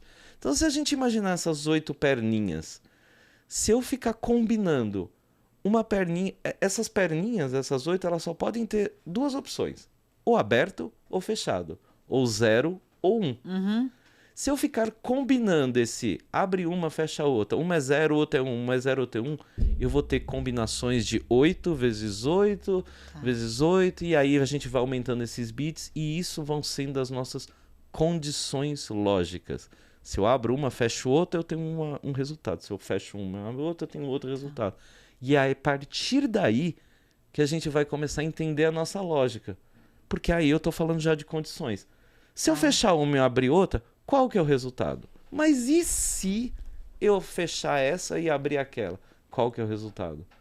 Então a gente vai começar a nossa lógica. Tem um nome passo bonitinho antes, que é álgebra booleana. Álgebra booleana, porque eu só tô trabalhando com booleano, o 0 e 1. Verdadeiro e falso. Parece que vai ser simples, mas é a coisa mais... Eu tomei pau nessa matéria, até eu levei ela até o final da faculdade, só depois que eu tomei, eu tirei a DP. Eu lembro que a gente fazia uma matriz, eu não sei se é Kirchhoff, eu tô falando bobagem, em que a gente montava uma matriz de linhas e colunas, e aí os resultados, dependendo da função que você queria executar, ele mudava. Então, você podia chamar uma função que você queria exatamente o oposto daquilo que estava acontecendo. Nossa. E se você começa a ter essa visão lógica das coisas, e tipo, de como validar, qual que é a prioridade de ordem de fazer essa operação lógica, isso te salva muito. Nossa, pra mim, eu acho que foi diferencial, e eu acho que eu quero trazer isso porque eu acho que vai fazer diferença para muita gente que deve ter passado por esse mesmo perrengue. Eu vejo, principalmente eu na minha área de front-end, né? A gente fica às vezes mais focado em HTML, CSS. Ai, mas eu queria o JavaScript, mas eu não entendo a lógica. Poxa, talvez tá faltando um negocinho aí que te faltaram explicar, que geralmente no curso a gente já começa... Ó, tá aqui o JavaScript, é if, é else. Mas de onde, como é que funciona esse if, else dentro do computador? E a lógica booleana independe da linguagem. Né? Exato. É a mesma em qualquer linguagem. E é isso que eu quero fazer. Um negócio que você vai poder aplicar independente da linguagem. Combinados? Tá. Então, ó... Aí, ó, depois eu quero fazer uma pegadinha, mas pode ser lá pro final, tá? Que é fazer... trabalhar com bit e fazer mudança de bit. Que aí você vai ver o que é. Boa. Ó, já temos aí... Eu sei que esse assunto vai ser legal. Esse assunto vai ser legal. Eu acho que as pessoas exploram um pouco isso. Pra mim, ajudou muito a destravar muitas skills. Então, eu quero trazer isso. Vou até pegar o meu material de faculdade, com os desenhinhos, pra gente trazer e a gente discutir sobre isso. Acho que vai ser bem legal. Como dever de casa, tá? Ótimo. Dever de casa, isso vai acontecer no Discord. Então, lá no Discord, a gente vai falar o que a gente vai fazer. Então, se liguem, até amanhã, no máximo, vão estar lá os nossos desafios, que basicamente vão ser clonar um projeto do GitHub, tentar baixar ele para sua máquina, para que a gente vá trabalhar esses processos de lógica em cima deles. Então, a gente vai ver várias condições de lógica, assim, que vão ser iguais para todas as linguagens, para o Hub. Então, é a questão das condicionais, o if, else, variáveis, loops, né, que são os laços, as listas. Então a gente vai entrar nesse passo que você já viu no Ruby, só que agora a gente vai ver com JavaScript. Você falou de vetor e matriz também, né? Vetores e matriz, arrays, né, vários nomes, gente. Spoiler. Até essa semana tá saindo uma publi minha aí, tá? Que a gente...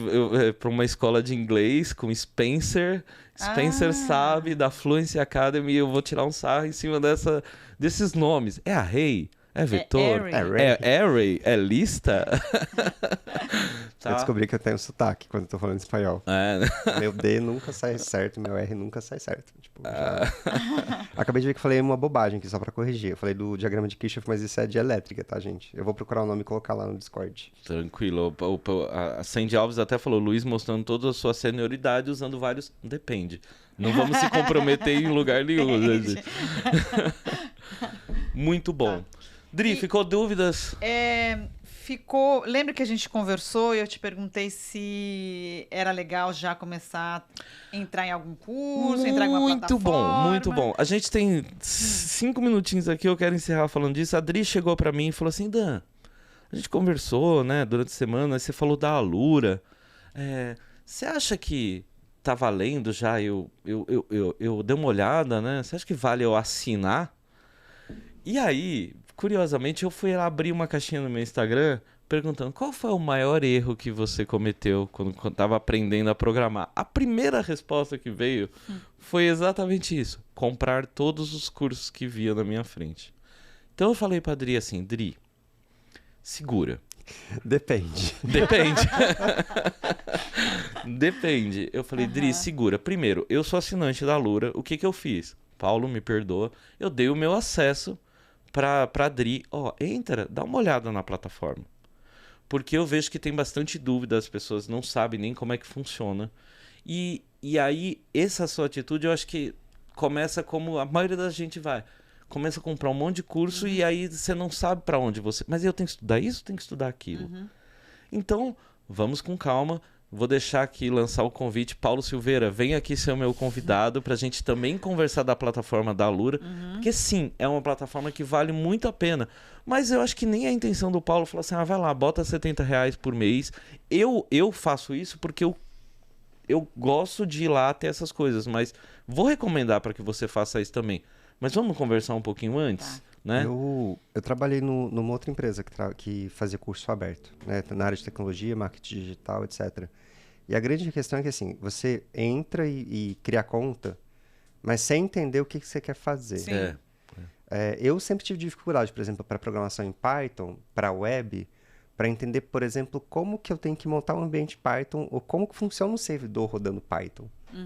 Isso é uma coisa que eu tenho que procurar primeiro, para depois ver, tipo, como é que vai ser a lógica, quais são as bibliotecas, como é que vai ser o banco. Então, não estou dizendo que você não deva, tipo, já devo começar a comprar? Depende, né? Vou usar o termo sênior de todo developer. Mas pensa primeiro qual o caminho que você quer seguir. Porque para a tecnologia, para desenvolvimento, tem um monte de opção. Tem muito. A gente então vai escolher, né? Vai detalhar isso. Quero até entrar na plataforma da Alura, a gente mostrar. Ela tem umas formações. O pessoal aqui já deu a dica da Rocket City, que tem coisas de graça também, tem o Discover. Mas esse vai ficar assunto pro próximo. A gente tá em cima do... A gente tá em cima do tempo. Tem algum... Só mais uma perguntinha. Eu queria começar a ver já alguma coisa de lógica, de programação. Tem algum material que sei lá, onde vocês recomendem? Vamos compartilhar no Discord. Tá bom. Fechou? Tá bom. Tudo agora no Discord. Essa próxima semana, quarta-feira, 19 horas, tem próximo encontro aqui. Dri vai estar aqui comigo. Sim, vamos estar com mais um convidado, mas toda essa semana vamos ter atividades e tudo vai acontecer pelo Discord. Tá bom. Fechou? Fechou. A Sandy falou também cursos do Guanabara. Eu quero, galera, vamos recomendar isso lá no Discord. Dicas de curso, criar um canal lá, curso, porque eu acho que tem bastante oportunidade e é legal a gente compartilhar. Tem gratuito, tem paga. Tem gratuito, tem pago, tem para todas as opções. Lu, muito obrigado. Luiz, deixa aí seu recado final. Mais uma vez, valeu demais por estar aí presente com a gente e sempre brilhantando essas parcerias e trazendo muito conteúdo. Super bom trocar ideia contigo. Eu tô bem feliz de estar aqui. Então, primeiro, é muito legal ver a Adri fazendo uma transição de carreira. E eu tava até acompanhando o Discord aqui, eu vi que muita gente também... teve gente que já foi dev, mudou para liderança, tá voltando para dev. Gente que é designer, que quer aprender tecnologia. Massa. E eu sempre acho que a tecnologia, para mim, é sempre a ferramenta. Ela não vai ser o final. Né? É o Então, meio, né? é o meio. E esse meio você pode aplicar em qualquer área que você trabalha. Isso e para mim, Sem isso é a dúvida. coisa mais louca. Eu quero trabalhar com análise de dados. Eu sou uma pessoa que trabalha com planilha, vendo número, mas eu posso usar a tecnologia para me ajudar. Né? Então, continuem buscando coisas, continuem aprendendo. Nunca vai ser suficiente. E isso é um pouco da minha síndrome do impostor, porque eu sempre acho assim, nossa, mas eu sei muito pouco de React, por exemplo. E a gente sempre vai achar que está faltando alguma coisa. Acostumem-se com essa situação. Sempre vai estar faltando alguma coisa. Mas o importante é o que você faz quando você descobre que falta. É. Então, de novo, estou bem feliz de estar com o convite. Quando quiser me chamar, eu sempre venho. Deixa teu arroba aí para as pessoas te acompanharem nas redes sociais. Arroba Luiz Leão, com S, né?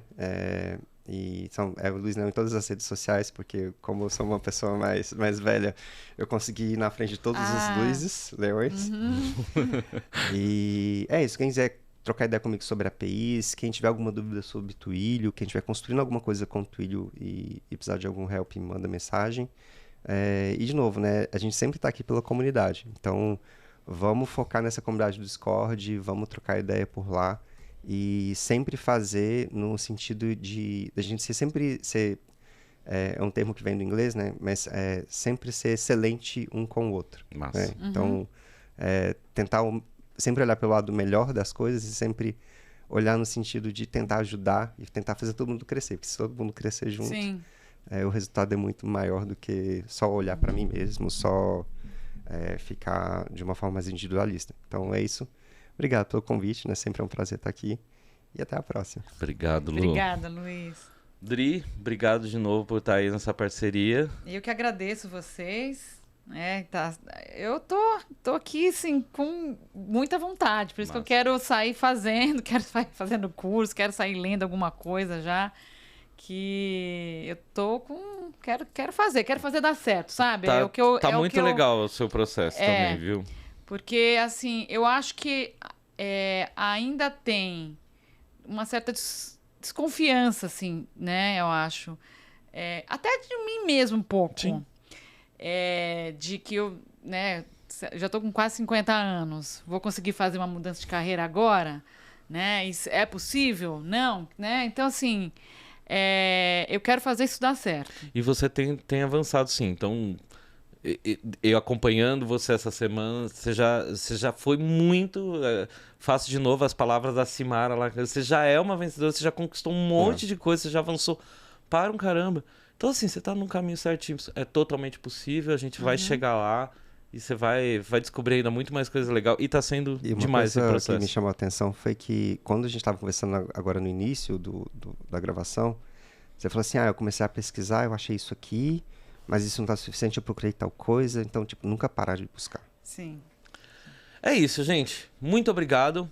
Estamos aqui no nosso horário. Até quarta-feira que vem, 19 horas. Galera, Discord agora, tá os links aqui, tá? É lá que a gente vai ter mais esse material já sobre... introduzindo a lógica, baixar projeto no GitHub, estudar essa semana para que na quarta que vem a gente chegue para discutir... e tirar dúvidas, analisar o que aprendeu e avançar mais um pouquinho. E assim a gente vai construindo essa comunidade, construindo aí o aprendizado em grupo e em público. Certo? Certo. Tchau, gente. Valeu, galera. Tchau. Tchau. Valeu. Obrigado. Obrigada.